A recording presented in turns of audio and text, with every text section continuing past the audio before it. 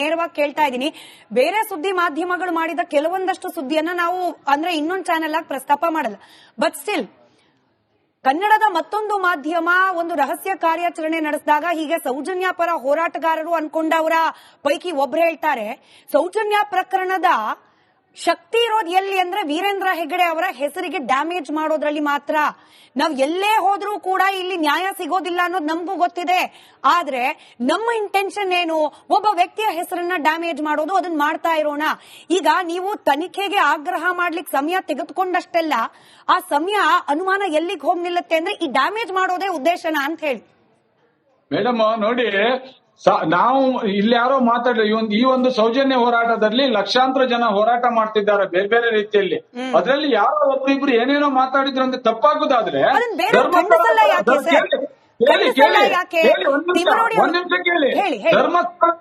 ಧರ್ಮಸ್ಥಳದ ಪರವಾಗಿ ಕೂಡ ಲಕ್ಷಾಂತರ ಜನ ಹೋರಾಟ ಮಾಡ್ತಿದ್ದಾರೆ. ಅಲ್ಲಿ ಕೂಡ ಎಷ್ಟೋ ಜನ ತಪ್ಪಾಗಿ ಮಾತಾಡಿದ್ದಾರೆ. ಯಾರ್ಯಾರ ಬಗ್ಗೆ ವೈಯಕ್ತಿಕವಾಗಿ ಮಾತಾಡಿದ್ದಾರೆ, ಸೌಜನ್ಯ ತಾಯಿ ಕುಸುಮಾವತಿ ಬಗ್ಗೆ ಮಾತಾಡಿದ್ದಾರೆ. ಹಾಗಾದ್ರೆ ಅಲ್ಲಿ ಅವರು ಕೂಡ ಅದೇ ರೀತಿಯಲ್ಲಿ ಹೋರಾಟ ಮಾಡ್ತಿದ್ದಾರೆ. ಅವರನ್ನ ನೀವು ಗಮನಿಸಿದ್ರೋ ಇಲ್ವೋ, ಸೌಜನ್ಯ ತಾಯಿ ಸುಳ್ಳು ಹೇಳಿದ್ದಾರೆ ಅನ್ನೋ ಅನುಮಾನ ವ್ಯಕ್ತಪಡಿಸಿದಾಗ ದಿನೇಶ್ ಅವರೇ ನಾನು ನನ್ನ ಪ್ಯಾನೆಲ್ ನಲ್ಲಿ ಇದೇ ಕೀರ್ತಿ ಅವರು ಸೌಜನ್ಯ ತಾಯಿ ಸುಳ್ಳು ಹೇಳಿರೋ ಅನುಮಾನ ಇದೆ ಅಂತ ಹೇಳಿದಾಗ ನೇರವಾಗಿ ಪ್ರಶ್ನೆ ಮಾಡಿದೀನಿ. ಹಾಗಾಗೇನೆ ಕೇಳ್ತಾ ಇದ್ದೀನಿ, ಹಿಂಗೆ ಸೌಜನ್ಯ ಹೋರಾಟಗಾರರು ಅನ್ನಿಸ್ಕೊಂಡವ್ರು ಬಾಯಿಗೆ ಬಂದಂಗ್ ಮಾತನಾಡಿದಾಗ ಇತರೆ ಹೋರಾಟಗಾರರು ಬಾಯಿ ಮುಚ್ಚೋ ಪ್ರಯತ್ನ ಆಗ್ಲಿ, ಪ್ರಶ್ನೆ ಕೇಳೋ ಪ್ರಯತ್ನ ಆಗ್ಲಿ ಮಾಡಲ್ಲ. ಯಾಕೆ ರೈಟ್ಸ್ ಅದು ಬೇರೆಯವ್ರು ಮಾಡಂಗಿಲ್ಲ, ಇವ್ರು ಮಾತ್ರ ಮಾತಾಡಬಹುದು. ಹೇಳಿದೀವಿ, ಎಲ್ರಿಗೂ ಹೇಳಿದೀವಿ ಎಲ್ರು ತಪ್ಪು ಮಾಡಿದಾಗ ಎಲ್ರಿಗೂ ಹೇಳ್ತಾರೆ. SIT ತಗೊಂಡಿಲ್ಲ ಅಂದ್ರೆ ಸುಪ್ರೀಂ ಕೋರ್ಟ್ ಯಾವಾಗ ಹೋಗ್ತೀರಿ ಹೇಳಿ? ನಿನ್ನೆವರೆಗೂ ಕೂಡ ಸೌಜನ್ಯ ತಾಯಿ ಬಗ್ಗೆ ಬ್ಯಾಡ್ದಿದ್ದು ತಾಯಿ ಬಗ್ಗೆ ನಾವು ಮಾತಾಡ್ತಾನೆ ಇಲ್ಲ ಸರ್, ತಾಯಿ ಬಗ್ಗೆ ಮಾತಾಡ್ತಾನೆ ಇಲ್ಲ. ನಾನು ಈ ಕಾರ್ಯಕ್ರಮದ ಬಿಗಿನಿಂಗ್ ಅಲ್ಲೇ ಹೇಳ್ಬಿಟ್ಟೆ, ಆ ತಾಯಿ ಸಲ್ಲಿಸಿರುವ ಮನವಿಯನ್ನ ಪುರಸ್ಕರಿಸಲಿ ಅಂತ ಆಶಿಸ್ತಾನೆ ಪ್ರಾರಂಭ ಮಾಡ್ತೀನಿ. ನನ್ನ ಜೊತೆಯಲ್ಲಿ ಸುರಭಿ ಹೊದಿಗೆರೆ ಅವರಿದ್ದಾರೆ. ಎಲ್ಲರೂ ಆಗಲ್ಲ, ಎಲ್ಲರನ್ನೂ ಸರಿ ವಾಪಸ್ ಪ್ರಶ್ನೆ ಕೇಳ್ತೀನಿ. ನನ್ನ ಜೊತೆ ಬಿಜೆಪಿ ವಕ್ತಾರರಾದ ಸುರಭಿ ಹೊದಿಗೆರೆ ಅವರಿದ್ದಾರೆ. ಸುರಭಿ ಅವರೇ ನಮಸ್ಕಾರ, ಕಾರ್ಯಕ್ರಮಕ್ಕೆ ಸ್ವಾಗತ. ನಿಮ್ಮ ಬಗ್ಗೆ ನಿಮ್ಮ ಪಕ್ಷದ ಸರ್ಕಾರ ಹಿಂದಿದ್ದ ಸಂದರ್ಭದಲ್ಲಿ ಆದ ಕೆಲ ಪ್ರಮಾದದಿಂದನೇ ಸೌಜನ್ಯ ಪ್ರಕರಣಕ್ಕೆ ನ್ಯಾಯ ಸಿಗಲಿಲ್ಲ ಅಂತ ಹೇಳಿ ಹೋರಾಟಗಾರರು ಹೇಳ್ತಾರೆ. ಅಶೋಕ್ ಅವರು ಗೃಹ ಸಚಿವರಾಗಿದ್ದ ಸಂದರ್ಭದಲ್ಲಿ ಸರಿಯಾದ ಕ್ರಮ ಕೈಗೊಂಡಿದ್ರೆ ಇವತ್ತು ಇಲ್ಲಿವರೆಗೂ ನ್ಯಾಯಕ್ಕಾಗಿ ಆಗ್ರಹಿಸುವ ಪರಿಸ್ಥಿತಿ ಇರ್ತಿರ್ಲಿಲ್ಲ. ಬಿಜೆಪಿಯ ಪಾಪದ ಕೃತ್ಯ ಇದು ಅಂತ ಹೇಳಿ ತಿಮ್ಮರೋಡಿ ಅವರು ಓಪನ್ ಆಗಿ ಬೈತಾರೆ. ಆಗ್ಬೇಕಾಗಿರುವಂತಹ ಎಲ್ಲಾ ಲೀಗಲ್ ದಾರಿಯಿಂದನೂ ಒಂದು ನ್ಯಾಯ ಸಿಗಬೇಕು ಅಂತಾನೆ ಹೋರಾಟ ನಡೆದಿದ್ದು. ಆದ್ರೆ ನಾನು ಒಂದು ಹೇಳಕ್ ಇಷ್ಟಪಡ್ತೀನಿ, ಒಬ್ರು ಮಹಿಳೆಯಾಗಿ ಇದನ್ನ ಕಂಡ್ಕೊಂಡು ಬಂದಿರುವಂತಹ ಎಲ್ಲಾ ಮಹಿಳೆಯರಿಗೂ ಒಂದು ಹೆದರಿಕೆ ಅಂತ ಆಗಿದೆ. ಏನು ಅಂದ್ರೆ ಒಂದು ಕೇಸನ್ನ ತಗೊಂಡು ಹೋರಾಟ ಜೀವಿಗಳೇ ಆಗ್ಬಿಡ್ತಾರೆ. ಆತರ ನಾವ್ ನೋಡ್ತಾ ಇರೋದು. ಸರ್, ನೀವ್ ಹೇಳಿದ ತಪ್ಪು. ಸುಪ್ರೀಂ ಕೋರ್ಟ್ ಹೋದ್ರೆ SIT ಅದನ್ನ ಇನ್ವೆಸ್ಟಿಗೇಟ್ ಮಾಡಕ್ ಆಗಲ್ಲ ಅನ್ನೋದು wrong. Supreme court highest court in the country, ಅದ್ರ ಅಪೀಲ್ ಮಾಡಬಹುದು. ನೀವು ಅಪೀಲ್ ಮಾಡಿದಾಗ ಯಾವುದೇ ಬೇರೆ ಇನ್ವೆಸ್ಟಿಗೇಷನ್ ನಡೀತಿದ್ರೆ ಅದು direct under the supreme court ಆಗತ್ತೆ. ದಯವಿಟ್ಟು ಇದು ಒಂದು ಎಕ್ಸ್ಕ್ಯೂಸ್ ಹಾಕೊಂಡ್ ಬಂದಿದೆ. ಅನನ್ಯ ಭಟ್ ಕೇಸ್ ಹೇಳಿದಾಗ ಎಷ್ಟು ನನ್ನ ಸುತ್ತಮುತ್ತ ಇರುವಂತಹ ನನ್ನ ಸಹೋದರಿಯರೆಲ್ಲರೂ ಏನು 100 ಶವಗಳ ನಾಪ್ಕ ಇರ್ಲಿ, ಇದ್ಯಾವ್ದು ಗಂಡಸರ ಶವ ಅಲ್ಲಿ ಹೂತಿದೆ ಅಂತ ಹೇಳಲಿಲ್ಲ, ಮಹಿಳೆಯರದು ರೇಪ್ ಆಗಿರುವಂತಹ ಶವಗಳು ಅಂತಾನೆ ಹೇಳ್ಕೊಂಡು ಬಂದಿದ್ದು. ಯಾಕೆ ಈ ಒಂದು ಮಹಿಳೆಯ ಯಾವ್ದು ಒಂದು ಈ ಘಟನೆ ಆಗಿದ್ಯೋ ಅವರಿಗೆ ಶವಕ್ಕೆ ಒಂದು ಶಾಂತಿ, ಅವ್ರ ಆತ್ಮಕ್ಕೆ ಶಾಂತಿ ಸಿಗಕ್ ಬಿಡ್ತಾ ಇಲ್ಲ ನೀವು ಸುಪ್ರೀಂ ಕೋರ್ಟ್ ಹೋಗಿದ ತಕ್ಷಣ. ಇದು ನಾವು 1 ತಿಂಗಳಿಂದ ಹೇಳ್ಕೊಂಡ್ ಬರ್ತಾ ಇದೀವಿ. ಯಾಕೆ ಹೋಗಲ್ಲ ಅಂದ್ರೆ ಅಪೀಲ್ SIT ಬರುತ್ತೆ ಅಂತ ನಮ್ಗೆ ಗೊತ್ತಿತ್ತು. ಅಂದ್ರೆ ಇವಾಗ ನಡೆದಿರೋದೆಲ್ಲ ನಾವು ನೋಡ್ಕೊಂಡು ಬಂದ್ರೆ 2 ವರ್ಷದಿಂದ ಪ್ಲಾಟ್ ಆಗಿರ್ತಿದ್ದು. ಚಿನ್ನಯ್ಯ ಅವರು ತಮಿಳುನಾಡಲ್ಲಿ ಇದ್ದಿದ್ದ ಗೊತ್ತಿದ್ದು ಇವರಿಗೆ. ಅವ್ರನ್ನ ತಮಿಳುನಾಡಿಂದ ಡೆಲ್ಲಿ ಕರ್ಕೊಂಡು ಹೋಗಿದ್ದು ಇವ್ರಿಗೆ ಗೊತ್ತಿರೋಂತದ್ದು. 2 ವರ್ಷದಿಂದ ಪ್ರಿಪೇರ್ ಆಗಿರೋಂತದ್ದು. ಎಲ್ಲ ಯೂಟ್ಯೂಬರ್ಸ್, ಎಲ್ಲ ನ್ಯೂಸ್ ಯಾವ ಚಾನೆಲ್ ಸಪೋರ್ಟ್ ಮಾಡ್ತಾವ್ ಬಿಗಿನಿಂಗ್ ಅಲ್ಲಿ ಅವ್ರಿಗೆಲ್ಲಾನು ಗೊತ್ತಿತ್ತು ಈ ತರ ಆಗತ್ತೆ ಅಂತ.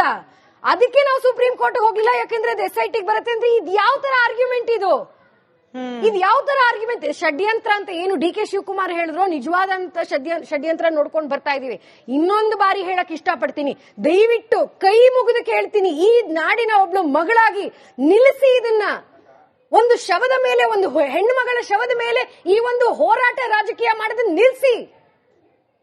ಎಲ್ಲ ಎಷ್ಟು ಜನ ಹೆದರ್ಕೊಂಡಿದ್ದಾರೆ ಗೊತ್ತಾ ಸ್ಮಿತಾ ಅವರೇ?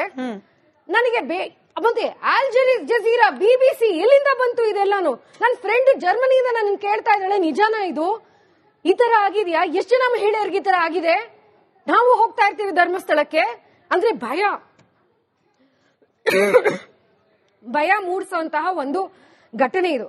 ನಿಲ್ಸಿ ಒಂದು ಹೋರಾಟ ರಾಜಕೀಯನ. ಈ ಹೋರಾಟ ಜೀವಿಗಳು ನಿಲ್ಸಿ. ಮೇಡಮ್ 83ರಲ್ಲಿ 95ವರೆಗೆ ಇದೇ ಬಿಜೆಪಿ ಶಾಸಕರು ಸದನದಲ್ಲಿ ಮಾತಾಡಲಿಲ್ಲ. 136 ನೀವು ಹೋಗಿ ಸೌಜನ್ಯ ಪರವಾಗಿ ಸುಪ್ರೀಂ ಕೋರ್ಟ್ ಅಲ್ಲಿ ಅಪೀಲ್ ಮಾಡಿ ನ್ಯಾಯ ಸಿಗ್ಲಿ. ಯಾರು ಹೇಳ್ತಾ ಇದಾರೆ ನ್ಯಾಯ ಸಿಗ್ಬಾರ್ದು ಅಂತ? ಯಾರು ಕೂತ್ಕೊಂಡಿದಾರ ನ್ಯಾಯ ಸಿಗ್ಬಾರ್ದು ಅಂತ? ಕೇಳಿ, ನಿಮ್ಮ ಮನೇಲಿರೋ ಮಕ್ಕಳನ್ನೇ ಕೇಳಿ, ಯಾರು ಹೇಳ್ತಾರ ನ್ಯಾಯ ಸಿಗಬಾರ್ದು ಒಬ್ರು ಹೆಣ್ಮಗಳಿಗೆ ಅಂತ? ಯಾರಾದ್ರೂ ಹೇಳ್ತಾರ ಸರ್? ಹಾಗಂತ ಬೇಡದೇ ಇರೋ ರಾಜಕೀಯ, ಬೇಡದೇ ಇರೋ ನ್ಯೂ ಸೆನ್ಸೇಷನಲೈಸೇಷನ್, ಬೇಡದೇ ಇರೋ ಪಬ್ಲಿಕ್ ಟೈಮ್ ವೇಸ್ಟ್ ಯಾರಿಗ್ ಬೇಕಿತ್ತಿದೆಲ್ಲ? ನಾನು ಅಂಡ್ ಒಂದ್ ನಾಪ್ಕ ಇಟ್ಕೊಳ್ಳಿ, ಒಂದು ಘಟನೆ ಆದ್ರೆ ಇನ್ಸ್ಟಾಗ್ರಾಮ್ ಅಲ್ಲಿ ಈ ತರದೆಲ್ಲ ಒಂದು ಟ್ರಿಗರ್ ವಾರ್ನಿಂಗ್ ಅಂತ ಕೊಡ್ತಾರೆ. ನಿಮ್ಗೆ ಅರ್ಥ ಆಗತ್ತಾ? ಯಾರಿಗಾದ್ರೂ ಹಿಂದೆ ಈ ತರ ಒಂದು ಘಟನೆ ಅವ್ರ ಜೀವನದಲ್ಲೂ ಆಗಿ ಹತ್ಯೆ ಆಗಿಲ್ಲ ಅಂದ್ರೆ, ಆದ್ರೆ ರೇಪ್ ಆಗಿದ್ರೆ ಅವ್ರನ್ನ ಇನ್ನೊಂದು ಬಾರಿ ಅದ್ ನೋಡೋದಕ್ಕೆ ಎಷ್ಟು ನೋವಾಗತ್ತೆ ಅಂತ ಗೊತ್ತಾ ನಿಮಗೆ? ನೂರಾರು ಶವಗಳು ಅಂತ ಹೇಳ್ಕೊಂಡು ಬಂದಿರೋಗೆ ಒಂದು ಎಂಟೈರ್ ಸ್ಟೇಟ್ ಟ್ರಾಮಟೈಸ್ಡ್ ಆಗಿದೆ. ಸುರ್ಭಿ ಅವರೇ, ನೀವ್ ಹಿಂಗ್ ಹೇಳಿದ್ರೆ ಏನ್ ಪ್ರಶ್ನೆ ಕೇಳ್ತಾರೆ ಗೊತ್ತಾ? SIT ಇನ್ನೂ ತನಿಖೆ ಕಂಪ್ಲೀಟ್ ಆಗಿಲ್ಲ, ನೀವ್ ಹೆಂಗ್ ಹೇಳ್ತಿದ್ದೀರಿ? ಹೇಳ್ತಿಲ್ಲ, ನಾವು ಮಾಧ್ಯಮನೂ ಅದೇ ಪ್ರಶ್ನೆ ಮಾಡ್ತಿದಾರಪ್ಪ. SIT ನಿಮ್ಗೆ ಇನ್ಫಾರ್ಮೇಶನ್ ಕೊಟ್ಟಿದ್ದಾರೆ ಅಂತ ಹೇಳಿ ಸ್ಟ್ಯಾಂಡ್ ಬಹಳ ಕ್ಲಿಯರ್ ಆಗಿತ್ತು. ಸುರ್ಭಿ ಅವರಿಗೆ ಒಂದು ನನ್ನ ಪ್ರಶ್ನೆ ಇದೆ.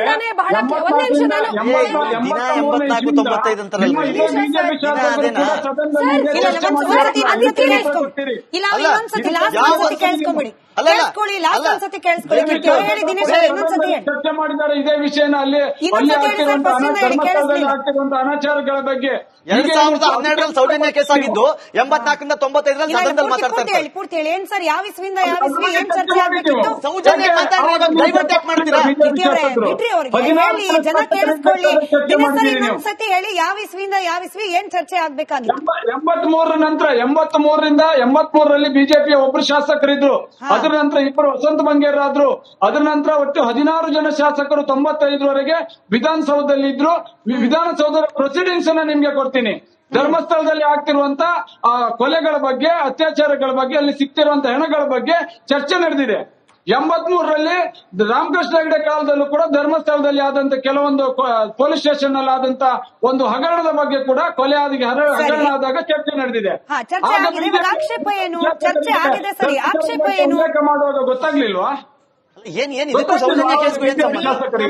ನಮ್ಮ ಸ್ಟ್ಯಾಂಡ್ ಕ್ಷೇತ್ರ ಹಾಳಾಗತ್ತಂತ ಅಲ್ಲ, ಈ ಸೌಜನ್ಯ ಕೇಸ್ಗೆ ಹೆಂಗ್ ಲಿಂಕ್ ಆಯ್ತಿದ್ದು? ಸೌಜನ್ಯ ಬಗ್ಗೆ ಮಾತಾಡ್ತಾ ಇದ್ರಲ್ರಿ. ಈಗ ಹೋರಾಟದಿಂದ ಅಲ್ಲ, ನೀವೆಲ್ಲ ಪ್ರೊಸೀಡಿಂಗ್ಸ್ ತಗೊಂಡು ಹೋಗ್ರಿ, ಕೋರ್ಟ್ಗೆ ಹೋಗ್ರಿ, ಕಂಪ್ಲೇಂಟ್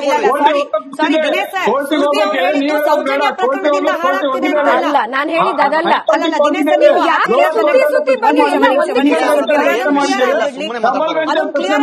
ಅಂದ್ರೆ ಈ ಸೋಷಿಯಲ್ ಮೀಡಿಯಾದ ಕೆಲ ಬುದ್ಧಿಜೀವಿಗಳು ಇದನ್ನ ಕಟ್ ಮಾಡೋರಿಗೆ ಮನ್ಸಿಗೆ ಬಂದಂಗೆ ಟ್ರೋಲ್ ಮಾಡ್ತಾರೆ. ದಿನೇಶ್ ಅವರೇ, ಸುರ್ಭಿ ಅವರು ಹೇಳಿದ್ದು ಸೌಜನ್ಯ ಪ್ರಕರಣದಿಂದ ಧರ್ಮಸ್ಥಳದ ಹೆಸರಿಗೆ ಅಪಖ್ಯಾತಿ ಆಗ್ತಿದೆ ಅಂತಲ್ಲ, ನೂರಾರು ಹೆಣ್ಣು ಮಕ್ಕಳ ಕೊಲೆ ಅತ್ಯಾಚಾರ ಅಂದ್ರಲ್ಲ, ಅದು ಸಾಬೀತಾಗ್ತಿಲ್ವಲ್ಲ ಅನ್ನೋ ಕಳಕಳಿಯಿಂದ ಬಿಜೆಪಿ ಅವರಿಗೆ ಕೇಳ್ತಾ ಇರೋದು.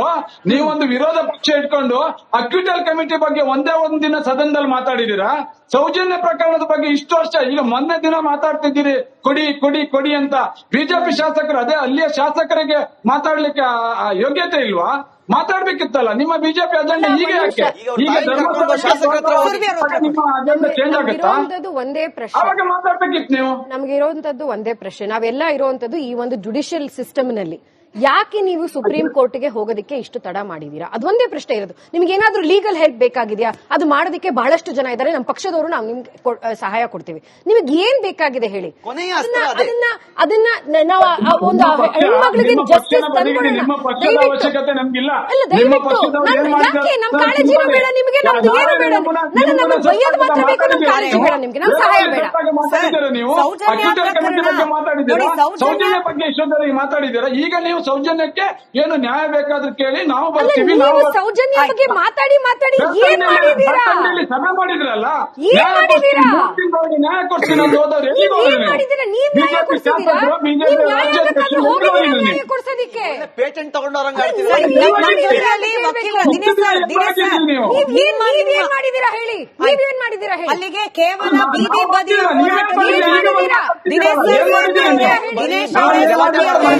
ಹೈಕೋರ್ಟ್ ಹೈಕೋರ್ಟ್ ಕೂಡ ಹೇಳಿದೆ ಸುದ್ದಿ ಅವರೇ, ದಿನೇಶ್ ಅವರೇ, ಹೈಕೋರ್ಟ್ ಕೂಡ ಹೇಳಿದೆ ಬೀದಿ ಬದಿ ರಂಪಾಟ ಹೋರಾಟದಿಂದ ಈ ಪ್ರಕರಣದಲ್ಲಿ ಏನೂ ಆಗೋದಿಲ್ಲ, ಆಗೋದಾದ್ರೆ ಸೌಜನ್ಯ ಕುಟುಂಬಸ್ಥರು ಸುಪ್ರೀಂ ಕೋರ್ಟ್ ಹೋಗ್ಬೇಕು, ಅದೊಂದೇ ದಾರಿ ಅಂತ ಹೇಳಿ. ಹೌದೋ ಇಲ್ಲೋ, ನಮ್ ಜೊತೆಯಲ್ಲಿ ವಕೀಲರಿದ್ದಾರೆ ಪ್ರದೀಪ್ ಅವರು. ಹೈಕೋರ್ಟ್ ಅಲ್ಲಿ ಅದನ್ನು ಹೇಳಿದ್ದಾರೆ, ಎಕ್ಯುಟಲ್ ಕಮಿಟಿ ಮಾಡಿ ಕೂಡ